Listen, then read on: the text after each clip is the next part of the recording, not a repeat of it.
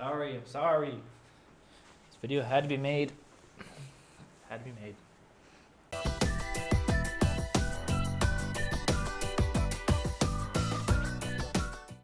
Hey, what's going on, everybody? Thanks for tuning in. So yeah, today we're here to talk about the Apple Watch. It's kind of what everybody else is talking about. And I want to do a little bit different video. I don't want to bash it like everybody's doing.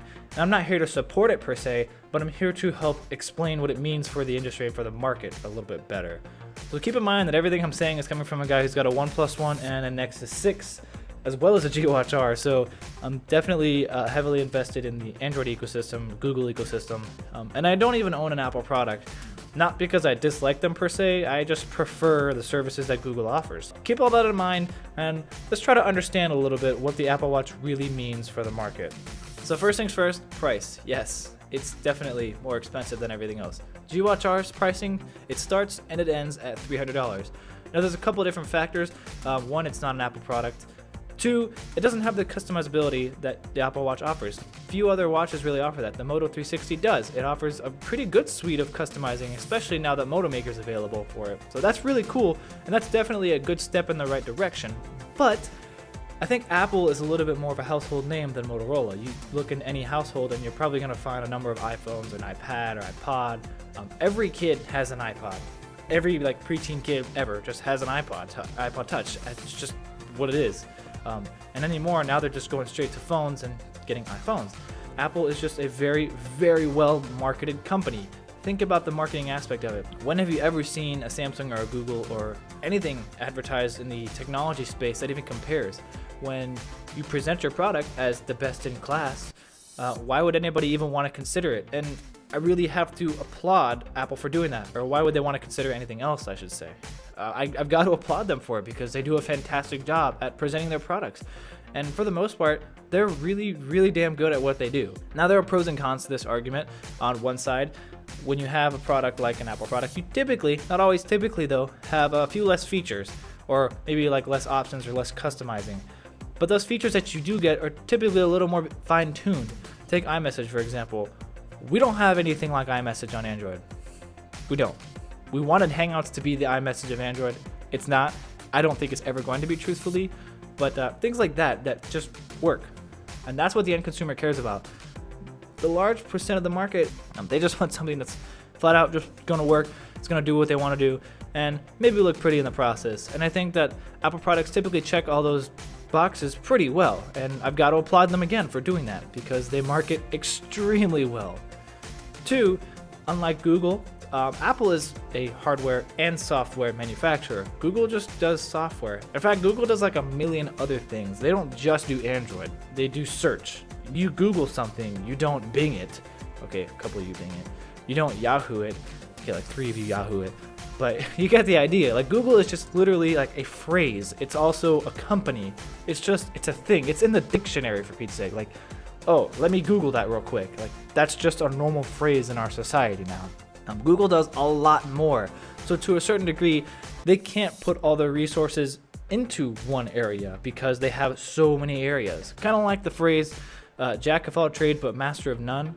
Now Google's getting a lot better, and you also have to consider the different architecture of the operating systems, and there's so many different factors that go into this. But by and large, Apple does what Apple does, and that is they create a line of products that are considered to be higher end or premium, you could say, and they charge a little bit more for that. But what they do typically just works. Period, end of story. Not always. As with everything, there are exceptions. And then look at Google. They've got the internet balloons that are going out.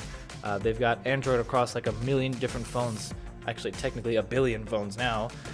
They've got the self-driving cars. They've got the Google Maps cars. They just recently purchased Nest, so now you can use voice commands for your home's heating system. They just do a million different things. And you can only expect so much out of a company that does so much. So, once again, jack of all trades, master of none. 3, and what I would consider to be the most important factor, is what does the Apple Watch mean for the market? It means that the smartwatch market is going to grow. Period, end of story. There were smartphones before the iPhone, but after the iPhone, it just blew up. That's just how it is. Apple has that kind of power because they're so great at marketing. They make pretty good products to boot. I'll give them that credit. But what this means is If the Apple Watch can live up to the expectations that it has, which is essentially being an Apple equivalent to what we have, there's nothing bad that can come out of that. Only good. As a consumer, we're going to get a lot more products. As a company looking at other products like the Apple Watch, that means we're going to have to innovate. That means we're going to have to make something to differentiate and to prove that our product is better than their product. And this goes Apple to Google, Google to Apple, Samsung to everybody. I mean, just this applies to everyone, and it only benefits everybody, because we wouldn't want a market where one platform dominates. You just wouldn't want that, because then where would be the innovation? It will only lead to positive things. And that's what we really need to think about. We may have our different preferences, but in the end, it's a phone, it's an operating system, it's a watch, smartwatch. It doesn't define who you are, it's just what you use and how you do it. 4, which could also arguably be one of the more important factors, is not really at any point did Apple refer to the Apple Watch as a watch. Not specifically or not explicitly, besides calling it the Apple Watch. It's a timepiece for them.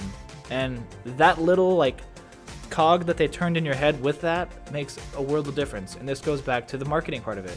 They're not putting it out as a geeky product. They're putting it out as something that you need, or something that will at least benefit your life. Because the term smartwatch or the term timepiece, that creates two completely different trends of thought. And again, it just appeals to more people. It just markets itself as a more widespread, as a more user-friendly product than everything else. It's just how it is. They've just nailed marketing, and that's what it really comes down to. It's a lot of subconscious marketing and a lot of subconscious things that happen that you physically can't control. And normal consumers don't think about it either, like we do. But it's the way that a product is presented to its target demographic. You can have an awful product. You can have a piece of crap in a bag, but if you market it as the best piece of crap in a bag, well, I mean, if you're in the market for a piece of crap in a bag, why would you buy any other one, you know? It works. So there you have it. There's a little look at the Apple Watch, why it matters. Kind of ranty. The purpose of this video is to help you understand a little bit why it matters to the market and what it means going forward, because what it does mean is that smartwatches are going to grow exponentially.